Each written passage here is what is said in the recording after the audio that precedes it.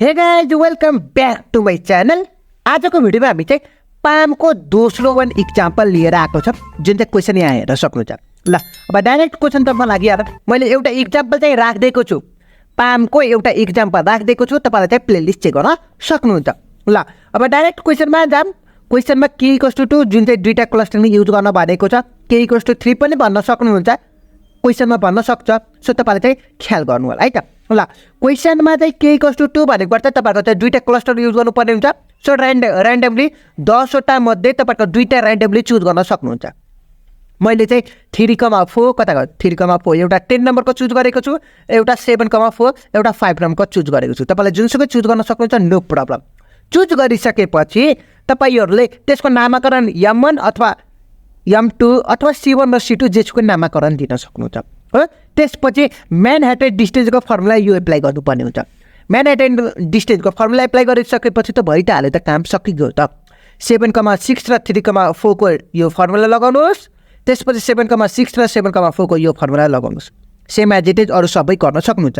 यो दुईटामा सानो कुन चाहिँ छ 2 छ, यो कुनको डब्बा C2 को डब्बा। सानो कुन चाहिँ छ 3 C1 को डब्बा। सानो कुन चाहिँ छ 4 C1 को डब्बा। 2 सानो छ C2 को डब्बा। 7,4 लाई त अलरेडी तपाईँको C2 चुज गर्नुभएको छ नि। सो नो टु क्यालकुलेट है त। सो डाइरेक्ट C2 लेख्न सक्नुहुन्छ। त्यसपछि 4,7 र 3,4 को फर्मुला लगाइदिनुहोस् हो। यो 4 आउँछ फाइनली छ। 4,7 र 7,4 को गर्दाखेरि 6 आयो।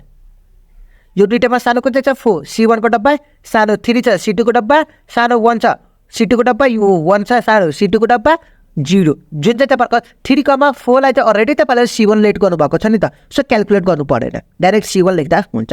ल अब C1 र C2 चाहिँ छुट्याइहालौँ न त। C1 र C2 छुट्याइहालौँ कुन कुन छ भनेर।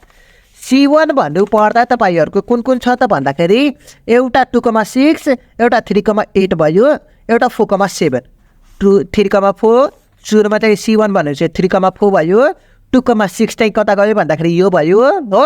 त्यसपछि 3,8 भयो, अर्को भनेको 4,7 C1 को भयो। ल C2 को जुन छ C2 को लेखिहाल्नुहोस् भयो। अब टोटल कस्ट पनि निकाल्नु पर्यो। टोटल कस्ट कसरी निकाल्ने त भन्दाखेरि दुईटामा सानो कुन चाहिँ छ 2 छ। सो 2 जोडिहाल्नुहोस्, एड गर्ने।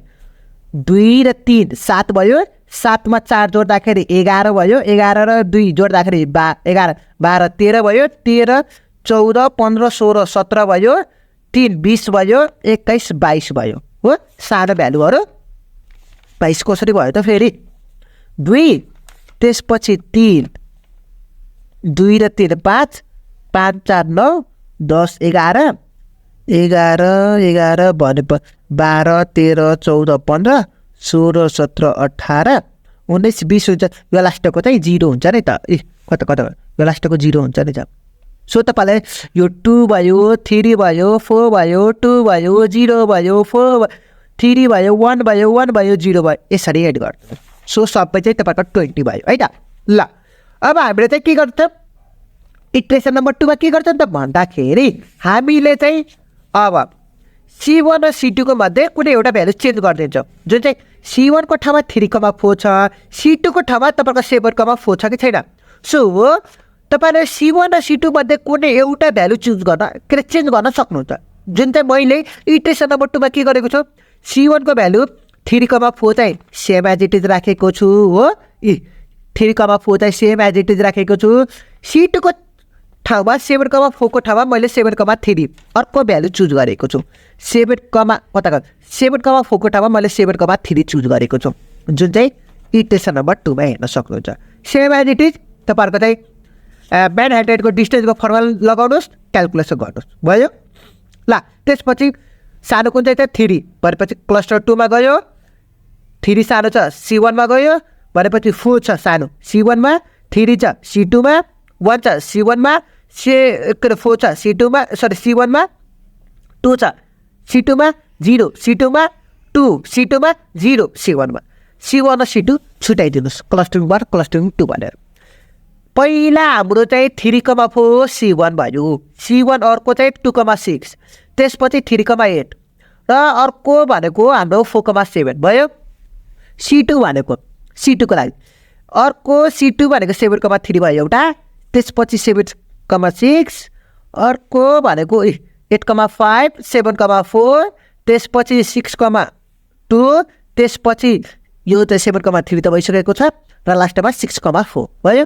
अब टोटल कस्ट निकाल्नुहोस् 3 त्यसपछि अर्को 3 यहाँ त्यसपछि 4 हो त्यसपछि 3 त्यसपछि 1 त्यसपछि 4 एड गरिदिने त्यसपछि 2 एड गरिदिने 0 र 0 पर्दैन लास्टको 2 एड गर्नुहोस् 22 आयो जुन चाहिँ इटरेसन नम्बर 1 को टोटल कस्ट भन्दा धेरै कस्ट आयो नि त इटरेसन नम्बर 2 को।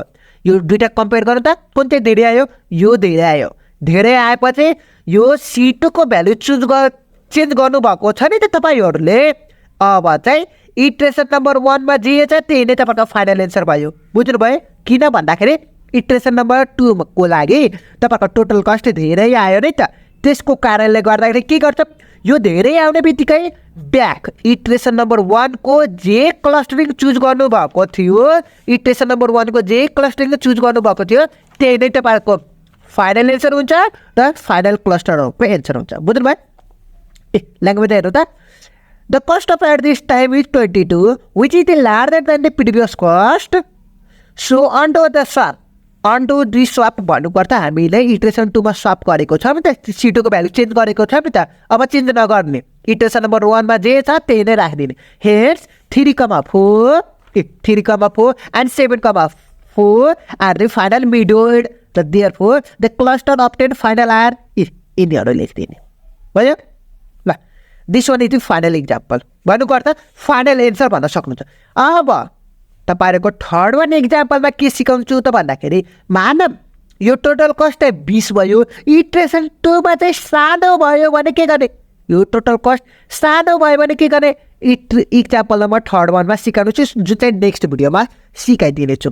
अहिलेसम्म दुईटा इक्जाम्पलमा हामीले के गरेको छौँ टोटल कस्ट चाहिँ सानो इटरेसन नम्बर 1 को कस्ट चाहिँ सानो छ दुईटा इक्जाम्पलमा। थर्ड वान इक्जाम्पलमा म तपाईँलाई के सिकाउनु छु त भन्दाखेरि इटरेसन नम्बर 1 को चाहिँ टोटल कस्ट धेरै भएको बेलामा के गर्ने भनेर नेक्स्ट भिडियोमा कुराकानी गर्नेछौँ। सो फर अहिलेसम्म च्यानललाई सब्सक्राइब गर्नुभएको छैन भने च्यानललाई सब्सक्राइब गर्न नबिर्सिनु होला। So see you in the next video till then have a good day.